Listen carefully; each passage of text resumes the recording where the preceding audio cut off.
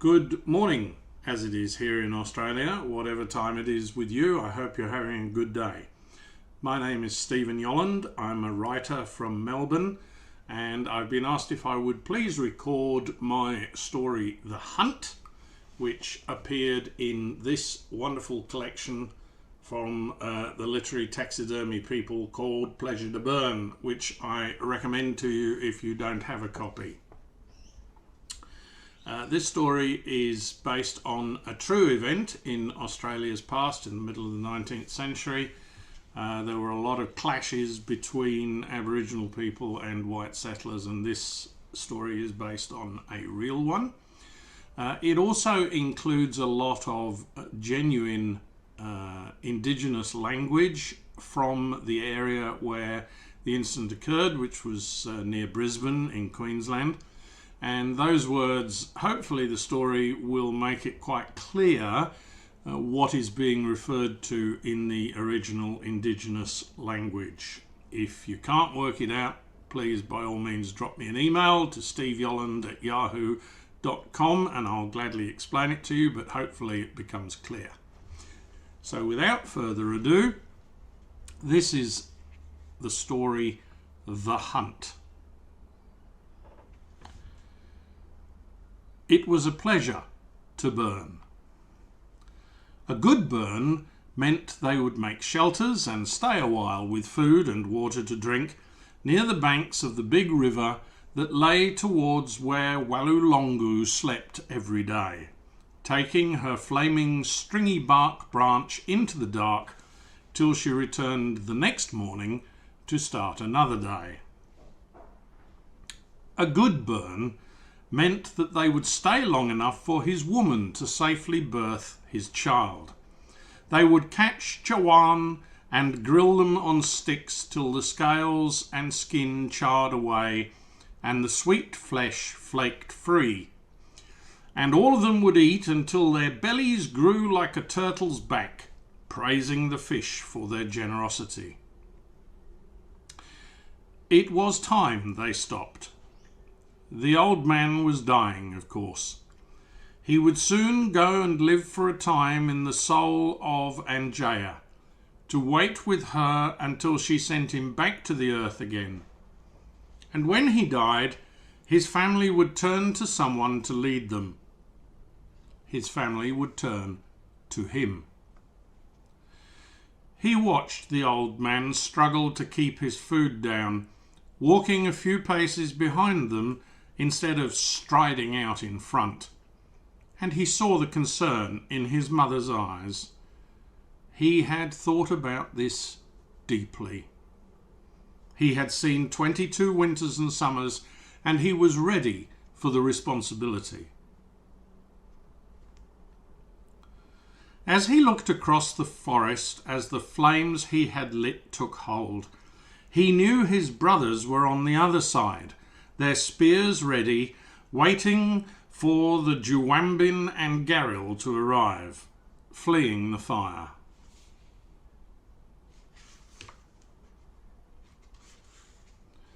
The Juwambin would arrive first, some flying and some, like the giant Ngui, running hither and thither in panic. The men would concentrate on the Ngui, which they called the Racer, because it could run so fast. In their fear, they could be herded this way and that and brought down easily with boomerangs and spears, although some of the younger boys would compete to bring down flying birds as well, and probably fail.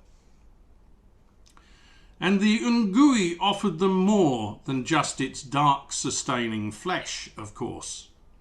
The grey-brown feathers and leathery skin could be used to make a cloak that would last a lifetime and ward off the rain.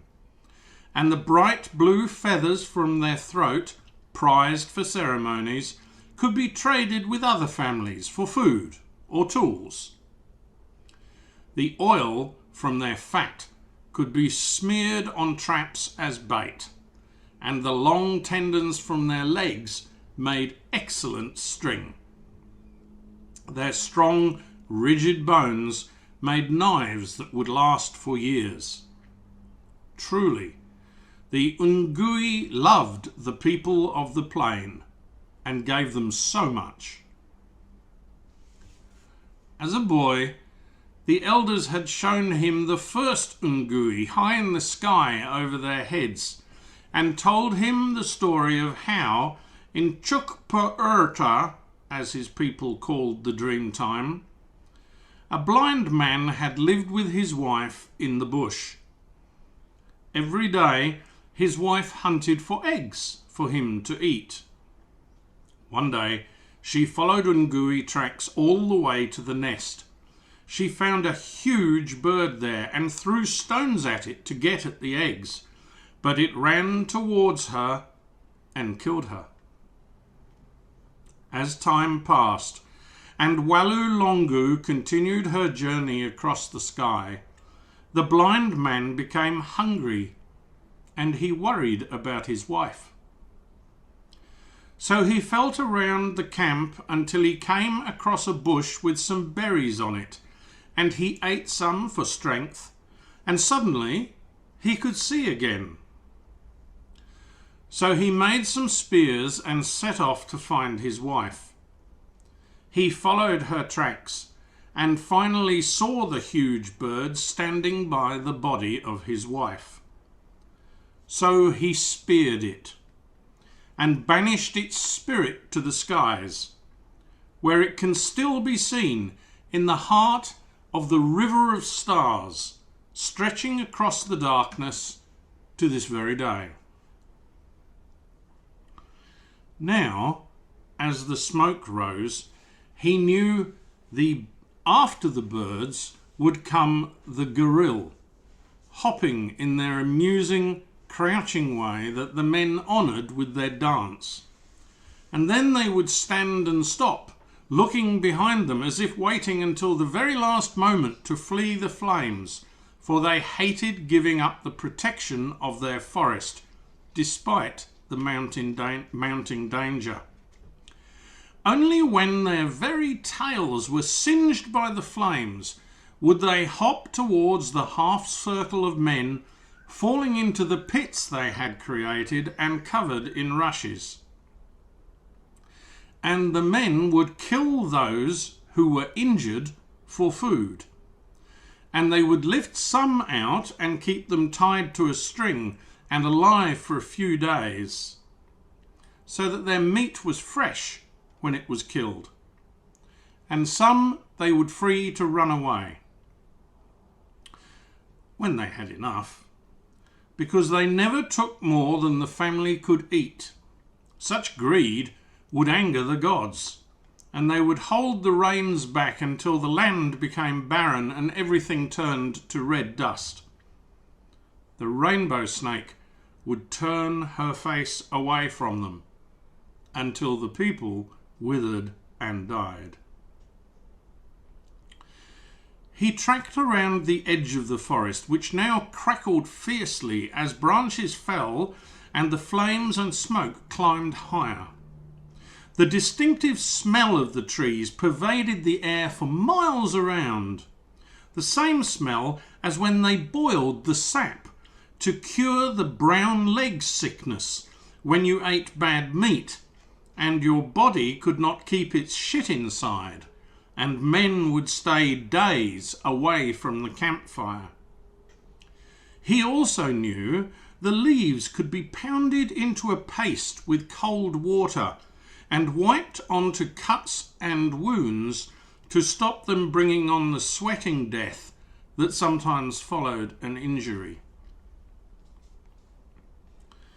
The people knew that even if it seemed they had killed the forest with their fire, in time the trees would grow new green branches, starting as a single leaf emerging from the charred black bark. And in a year or two the forest would be to all the world as if nothing had ever happened, and the inhabitants of the forest would return and make their homes there again, until the people came back this way and burnt it once more. So it had been, for more time than anyone could remember. When he reached the other side, he saw that the hunters were busy, as he knew they would be. And around the edges of the fire, the women used wet branches to stop it spreading to the grasslands, slashing at the fire as it reached them to smother it and put it out, and stamping on loose cinders. When the branches would themselves catch light, they would throw them into the forest, and the children would bring them new branches from the pile they had made earlier. And in this fashion, they kept the fire contained to where it is now. There was no wind, so no fiery embers carried far. While they worked, some of the women sang, excited at the prospect of food for all. When the hunt was complete, they had killed 3 ngui, one so large it took 2 men to carry it. They had 6 dead garil too, and after giving respect to the spirits of the animals killed, they immediately set to work taking the best of the meat from the garil haunches and lopping off their tails where the sweetest meat was. They wrapped the meat in leaves, and later they would heat water in the family's one large metal bowl, secured from traders a generation before, and boil the tails for soup. The soup would be rich and strong, the meat falling off the bones, and it would build the children up after the time of walking that had brought them here. There was one live garil too, which whined on the end of the bark string to which it was tied. It was a fair catch, and would let them build humpies by the river, and they would all eat well for some time. He saw his woman standing a little way off, her belly huge and her hands behind her to support the weight, and smiled at her. If all went well, it would be his first child, and born in a good place.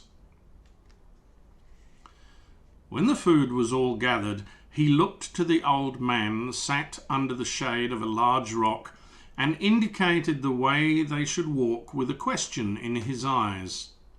And the old man waved his hand in agreement. So he called to them all, and they set off to find the waters. The family chattered contentedly. He had done well, and with luck by nightfall they would be gathering branches and grass to make the humpies, and fresh food would be cooking. The family's progress was closely watched by 3 men who had arrived on horseback, now lying on their bellies behind a high ridge to the west. Behind them, at the base of the ridge, were maybe a dozen more stockmen. Some were from the Jinjin station near Bundaberg on the coast. And it was at Jinjin that 2 men, brothers, had been speared to death by Aborigines, apparently intent on stealing sheep. The older of the men shaded his eyes, waving away flies with his hat. There's just too many of those black bastards for my liking. Look at them all. His colleagues quietly nodded their agreement. Look at that timber that's lost now, he murmured to them, indicating the smoking ruin of the forest. We could have used that. And when they come round again, he indicated the land behind him with a sweep of his arm, we'll have sheep through all here. I don't reckon they'll be spearing wallaby then, right? He looked at them in grim determination. So we all agreed? They were agreed. The men walked their horses back down the rise to the others. By the river, As the new humpies were being erected, he banged two flintstones together, and the sparks lit a small pile of grass and bark shavings, and within a few minutes a healthy fire was set. One of the youngest children jumped up and down in excitement, and he made a joke with her, telling her that she looked like a baby Garil. The gunfire, when it started, came from where they had just been.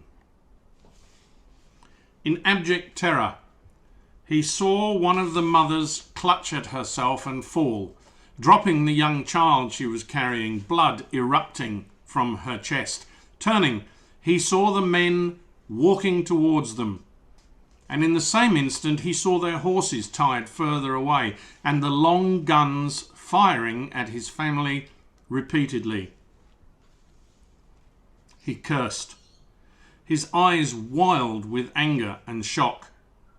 He had been so pleased with the hunt and the chance to settle for a few days, but he had not kept his eyes open for danger, though he was 3 days' walk from where the white men lived, and he had no idea why they would be here.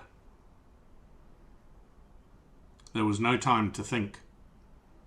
The firing continued mercilessly. One by one he saw his family fall, the red of their blood contrasting vividly with their dark skin.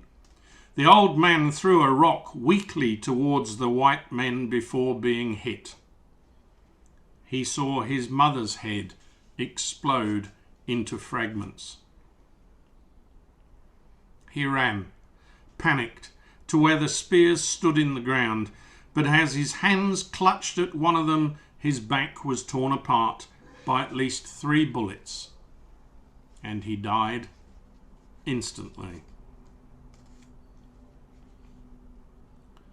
When it was over, perhaps 50 lay dead, perhaps more.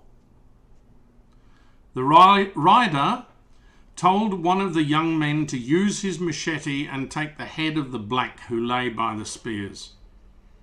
"We'll stick it on a pole to warn 'em off. Stick it by the big gate." One who had been with him on the ridge spoke quietly. "Mate, we'll need to tell the governor sometime. Make sure we're on the right side of the law." "Yeah, but no hurry," he replied. "We had reason. We'll tell them one day when this mob are forgotten." He paused, scratching his chin, and then turned to leave. By the edge of the water, a young woman, her hands clutching at her bleeding and distended belly, was finished off with a pistol shot to the head. As they walked back to the horses, they didn't even look round. "No hurry. No one cares. Soon enough, eh? When we reach the city."